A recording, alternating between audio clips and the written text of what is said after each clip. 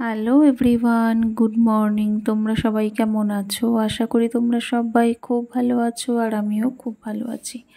সকালবেলা ঘুম থেকে উঠেই এখন বসে গেছি একটু বালিশের ওয়ারগুলো পরানোর জন্য, কারণ গতকাল রাতে একটাই বালিশের ওয়ার পরিয়েছিলাম, যেটা আমার বর মাথায় দিয়েছিল, আর বাকি 3টে বালিশের ওয়ার পরানো বাকি ছিল, যেটা আজকে সকালবেলা পরিয়ে নিচ্ছি।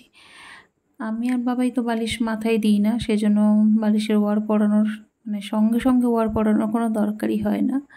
তো যাই হোক, এই বালিশগুলো বাকি যে 3টে বালিশ, সেগুলো না ওই মশারিটাকে ঘিরতে একটু কাজে লাগে, কারণ আমাদের 3টে কোণ খাটানোর জায়গা আছে, একটা কোণ খাটানোর জায়গা নেই। তো এটা আমি আগের ভিডিওতেই বলেছিলাম, সেই জন্য একটা কোণ উঁচু করার জন্য ওই বালিশগুলো আমাদের দিতে হয়, সেই জন্য টোটাল 4টে বালিশ রয়ে গেছে। তো যাই হোক, সব থেকে বিরক্তিকর কাজ হলো এই বালিশের ওয়ার পরানো। কারণ কেন জানো, বিছানার চাদরটা আমার তাড়াতাড়ি পাতা হয়ে গেলেও বালিশের ওয়ার পরাতে আমার খুব গায়ে জ্বর আসে। মনে হয় এখানে বুঝি সময়টা অনেকটা দিতে হয়, বিরক্তিকর। সেই দিন যেদিন বালিশের ওয়ারটা পরানোর থাকে সেদিন আমার পরানো হয় না, তার পরের দিন পরাতে হয়। ধরো আজকে বিছানার চাদরটা পাতলাম, বালিশের ওয়ারগুলো পরালাম না, ভাবলাম রাতে পরাবো, রাত এলে মনে হলো দূর কাল সকালে পরাবো, এই করে করে আমার একটা দিন পুরো পেরিয়ে যায়। যাই হোক, পরের দিন সকালবেলায় আজকে সকালবেলায় বালিশের ওয়ারগুলো পরিয়ে নিচ্ছি, একদম কোমর বেঁধে নেমে পড়েছি। কিন্তু তার আগে যেন ভীষণ কষ্ট হচ্ছে, গরম, এত গরম গরম গরম, গরমে পাগল হয়ে যাচ্ছে। কবে যে একটু বৃষ্টি হবে আর ভেবে পাই না, বৃষ্টির আশায় আশায় চাতক পাখির মতন আকাশের দিকে চেয়ে আছি, তবুও বৃষ্টি হয় না। সারাক্ষণ ঠাকুরের নাম জপার মতন জপছি, একটু বৃষ্টি হয়, একটু বৃষ্টি হয়, একটু হাওয়াতে। বৃষ্টি তো দূরে থাকে, একটু হাওয়াও নেই। গাছগুলো পাথরের মতন পুরো দাঁড়িয়ে থাকে নিস্তব্ধ নিশ্চুপ হয়ে, আর আকাশে তো মেঘ রয়েছে বলেই আরও বেশি গরম হচ্ছে, বেশি কষ্ট হচ্ছে। যদি মেঘটা না থাকতো গরমটা এতটা হতো না। আর এবছর তো ভীষণ গরম পড়েছে রাঁচিতে, যেটা 40 আর 40 ক্রস, এখানে 40 টাচই করে না, কিন্তু এবছর 40 টাচ করে আবার সেটাকে ক্রসও করে ফেলেছে। বুঝতে পারছো, একটা জায়গায় 40 ক্রস করা কীরকম গরম, মাত্রাতিরিক্ত গরম। এখানে ঘাম হতো না, বিশ্বাস করো না, এখানে ঘাম হতো না, কিন্তু এখন ঘামও হচ্ছে, এই জন্য আরও বেশি কষ্টটা হচ্ছে। তার উপর এক হচ্ছে ইলেকট্রিক, বলে না যে একে মা মনসা তারপরে ধুনোর গন্ধ, একে তো এখানে গরম, তারপর হচ্ছে ইলেকট্রিক প্রবলেম। কি বলবো, এত পাওয়ার কাট হয়, তারপরেও যদি পাওয়ার থাকে তাহলেও ভোল্টেজ থাকে না। বুঝতে পারছো কী অবস্থা। তো ফ্যানটা চলছে দেখো, টিং টিং টিং টিং করে, ফ্যানের সাথে যদি নিজেকে সাটিয়ে দিয়েও বসে থাকি তবুও হাওয়া লাগে না, এরকম একটা ব্যাপার। সেই জন্য মাঝে মাঝে একটুখানি গামছাটা ভিজিয়ে এনে গায়ের ওপর দিয়ে ফ্যানের কাছে বসে থাকতে হয়। আমার বর বলেছিল জানো তো কুলার কিনবে, কিন্তু আমি বললাম দূর, কুলার কিনে তুমি কি কোথায় চালাবে বলো তো, ভোল্টেজই থাকে না, কুলার কি কাজ করবে নাকি? আর স্টেবিলাইজার তোমাকে কত সাপোর্ট দেবে? সাপোর্ট দিতে পারবে না। তো কুলার কিনে তুমি টাকা দিয়ে কিনলে, খরচা করে পরিশ্রম করে কিনলে, সেটা যদি তখন খারাপ হয়ে যায় তখন একটু বেশিই কষ্ট হবে, তার থেকে গরমের কষ্ট অনেক ভালো। তো আর যেহেতু মে আর জুন এই দুটো মাসই এখানে গরম, এপ্রিল মাস পর্যন্ত বোঝাই যাবে না যে গরম পড়েছে। এপ্রিল মাস পর্যন্ত আমরা চাদর গায়ে দিয়েছি, হালকা একটা চাদর হলে খুব ভালো হয়, এরকম একটা ব্যাপার। মে মাসের সেকেন্ড উইক থেকে সেকেন্ড উইকও ভুল বললাম, মে মাসের মাঝামাঝি থেকে 15 তারিখের পরের থেকে, 20-21 তারিখ থেকে, আর জুন মাসটা পুরোটা এতটা গরম না, পাগল করে দেবে। যে গরমটা এপ্রিল মাস পর্যন্ত পাইনি আমরা, সেই গরমটাই 1 মাস 2 মাসে পুরো মাত্রাতিরিক্ত হয়ে যায়, এত গরম হয়ে যায় যে মাথাটা জাস্ট খারাপ হয়ে যায়। তারপরে বাবাইয়ের মতন একটা বাচ্চা যদি সামলাতে হয়, বিশ্বাস করবে না, ও যা দুষ্টু, যা ছটপটে, যা চঞ্চল, কি বলবো, ভীষণ ভীষণ। কেউ যদি ওর সাথে 1 ঘন্টা থাকে, 1 ঘন্টা অনেক বেশি বলে ফেললাম, কেউ যদি ওর সাথে 10টা মিনিট থাকে না, সে বুঝতে পেরে যাবে সে কী জিনিস। উফ, 1 সেকেন্ডও এক জায়গায় চুপচাপ বসে না। আমি তো ভাবছি ওকে স্কুলে দিয়ে আমি কি করব, তো স্কুলে গিয়ে 1 সেকেন্ড এক জায়গায় বসবে না, কি করবে কে জানি। আমার এটা খুব টেনশানে আছি আমি। আর বলো না, স্কুলে যাওয়ার তো বয়স হচ্ছে, এই 2 বছর হলো জাস্ট। তো এবার ভাবছি নেক্সট ইয়ারে ওকে স্কুলে ভর্তি করিয়ে দেবো। তো যাই হোক, কী হয় দেখা যাবে, পরের কথা পরে আছে। তো তো দেখো ছুটে এসে খেলতে খেলতে আমাকে আদর করে যায়। এরকম ও মানে মাঝে মাঝেই করে। ও হয়তো খেলছে, খেলতে খেলতে হঠাৎ আমার কথা মনে পড়লে এসে আমাকে জড়িয়ে দিয়ে এরকমভাবে আদর করবে। আমি ওকে বকি মারি, তাও আমাকেও এত ভালোবাসে। এত বদমাস। তো যাই হোক, দেখো বিছানাটা গোছানো হয়ে গেছে, কমপ্লিট করে ফেলেছি। এরপর যাব বাকি কাজগুলো সারতে। এই মশারিটাও অনেক ময়লা হয়েছে, কিন্তু না মশারিটা এখন ধুতে পারছি না। একটু ঠান্ডা পড়ুক, তারপরে আরেকটা মশারি আছে সাদা লালে, ওইটা খাটাবো আর এই মশারিটা ধুয়ে দেবো। এই মশারিটা না অনেক শক্তপোক্ত, তো ওই জন্য এইটার এখন ধুচ্ছি না, কারণ এর মধ্যে দুটো ফ্যান আমরা ঢোকাই রাত্রেবেলা, ঢুকিয়ে তারপরে শুই। তো সেই জন্য এই মশারিটা এখন মানে ধোয়া যাবে না। আগে ঠান্ডা পড়ুক, তারপরে মশারিটা ধুয়ে দেবো। তখন আর ফ্যান দুটো ঢোকাতে হবে না মশারির ভেতরে, মশারির বাইরে থাকলেই ফ্যানের হাওয়া পাওয়া যাবে। তো যাই হোক, চলো দেখো বেসিনটাও পরিষ্কার করে নিচ্ছি। আর বেসিনটা আমি কী দিয়ে পরিষ্কার করি জানো? বেসিনটা আমি পরিষ্কার করি মানে আগে প্রথমে সাবান জল দিয়ে পরিষ্কার করতাম, কিন্তু এখন আর সাবান জল দিয়ে সেটা পরিষ্কার করি না। কারণ সাবান জল দিয়ে পরিষ্কার করলে আমি দেখেছি অনেকটা জল খরচা হয় আর অনেকটা টাইম লাগে ধুতে। তো আমি কী করি এখন, উইপস দিয়ে প্রথমে একটা উইপসের পেপার নিয়ে সেটা দিয়ে পুরোটাকে আমি একটু ঘষে ঘষে পরিষ্কার করে নিই, যাতে ধুলোটা উঠে যায়।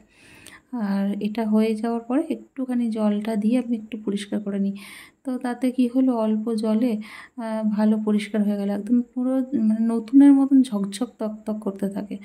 তো এই পন্থাটা আমি একদিন হঠাৎ বসে বসে ভাবতে ভাবতে আবিষ্কার করেছি। এটা আমার নিজের একমাত্র ব্যক্তিগত পন্থা। তো পন্থাটা অনেক ভালোই, উপায়টা অনেক ভালো। দেখো একদম দেখেছো নতুনের মতন পরিষ্কার করছে। আর এই বেসিনটা আমার অতটা ইউজও হয় না, রান্নাঘরে বেসিনটাই বেশি ইউজ হয়, এই বেসিনটা অতটা ইউজ হয় না, কারণ এই জলের ফ্লোটা না অনেক কম, অনেক স্লো। তো সেই জন্য এই জল মানে এই বেসিনটা অতটা ইউজ হয় না। তো এমনি সামান্য যেটা ঘরের যে ধুলো ময়লা আছে সেগুলোই ওতে জমা হয়ে যায়। আর বেসিনটা আমি রোজ পরিষ্কারও করি না, 2-3 দিন ছাড়া ছাড়া পরিষ্কার করি, তো তাতে পরিষ্কারই থাকে। আর যখন আমি এই ঘরে প্রথম এসেছিলাম না, বেসিনটা না একদম হলুদ ছিল, একদম হলুদ, লাল হলুদ, মানে জলের যে একটা আয়রন সেটা হয়েছিল। মানে যে আগে এই রুমটাতে ছিল সে কোনো দিন পরিষ্কার করতো না। আমি আসার পরে বেসিনটাকে দেখে তো আমার মাথা খারাপ হয়ে গেছে, যে এত নোংরা বেসিন আমার এই ঘরটাতে থাকবে আর আমি আবার এই ঘরটাতে থাকবো।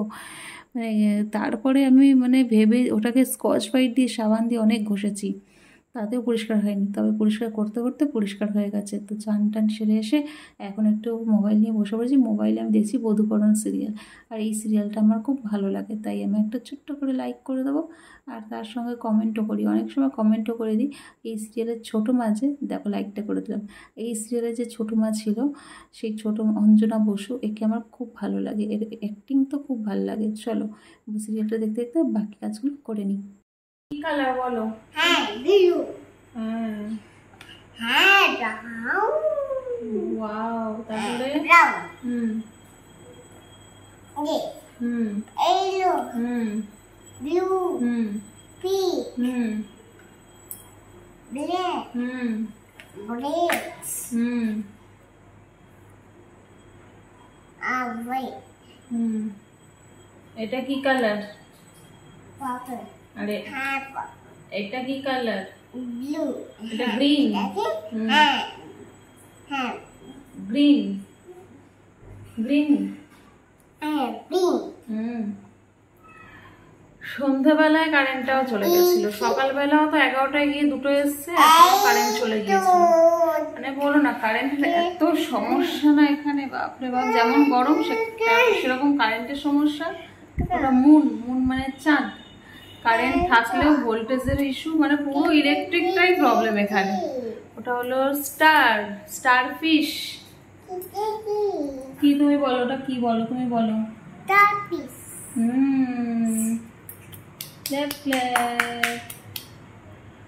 তো যাই হোক, মানে ইলেকট্রিকটাই ইস্যু, এত বাজে না এখানকার। মানে এখান থেকে পালাতে পারলে বাঁচি, এরকম এখন আমার মনে হচ্ছে জানো। ওটা হলো ওভাল, ওটা হলো সিলিন্ডার, ট্রায়াঙ্গেল। তো যাই হোক, রেক্ট্যাঙ্গেল। মশাও উঠছে। কি বলো তুমি বলো, কোনটা কি বলো?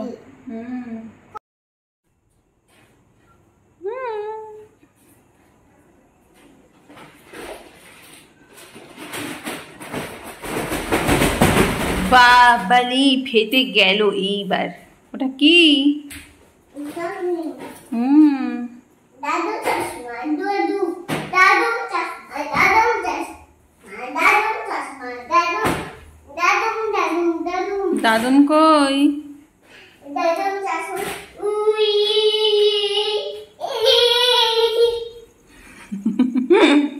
একা একাই গিয়েছে আমার বাবাটাও। দেখো ডলফিন কোথায় যাচ্ছে দেখেছো?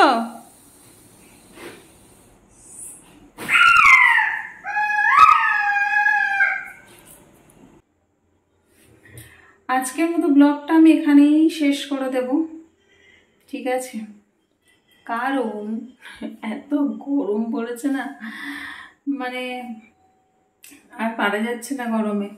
দুদিন একটু ওয়েদারটা ঠান্ডা ঠান্ডা ছিল, আবার গরমটা পড়েছে। সব জায়গায় বৃষ্টি হচ্ছে, শুধুমাত্র এখানে ছাড়া।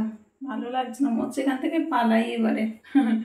পালিয়ে যেখানে বৃষ্টি হচ্ছে ঝড় হচ্ছে সেখানে গিয়ে থাকি, একটু ঠান্ডা হবে ওয়েদারটা। রান্না বান্না শুরু করবো, রান্না বান্না এখনো শুরু করা হয়নি, শুরু করতে হবে।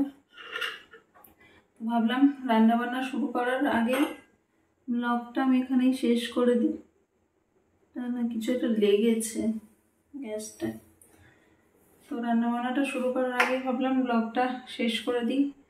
কারণ রান্নাবান্না করতে করতে মাথা খারাপ হয়ে যাবে। দেখেছো আবার লাল পিঁপড়েও কোথায় যাচ্ছে। আর এই গরমে না লাল পিঁপড়েও একটু বেড়েছে, হানা দিয়েছে লাল পিঁপড়ে। চলো আজকের মতো ব্লগটা এখানেই শেষ করছি। তোমাদের সাথে আবার পরে একটা নতুন ব্লগে দেখা হবে। ততক্ষণ পর্যন্ত তোমরা সবাই খুব ভালো থেকো, সুস্থ থেকো, আনন্দে থেকো। আর যদি ভিডিওটা ভালো লেগে থাকে লাইক কমেন্ট শেয়ার করো। যারা ফেসবুক পেজ থেকে দেখছো পেজটাকে ফলো করো, আর যারা ইউটিউব চ্যানেল থেকে দেখছো তারা চ্যানেলটাকে সাবস্ক্রাইব করো। এইটুকুই প্রার্থনা তোমাদের কাছে, এটুকুই রিকোয়েস্ট। ভিডিওটা অবশ্যই দেখো আর লাইক কমেন্ট করো। তোমাদের একটা লাইক, একটা কমেন্ট, একটা শেয়ার, এগুলো কি বলতো আমাকে ভিডিও করার জন্য আরও বেশি উৎসাহ দেয়, যে ভিডিও করার জন্য আরও বেশি প্রেরণা যোগায়। তো এইটুকু আমি চাই, তোমরা সবাই আমার পাশে থাকো, সাপোর্ট করো। আজকের মতো শেষ করছি, টাটা, গুড নাইট।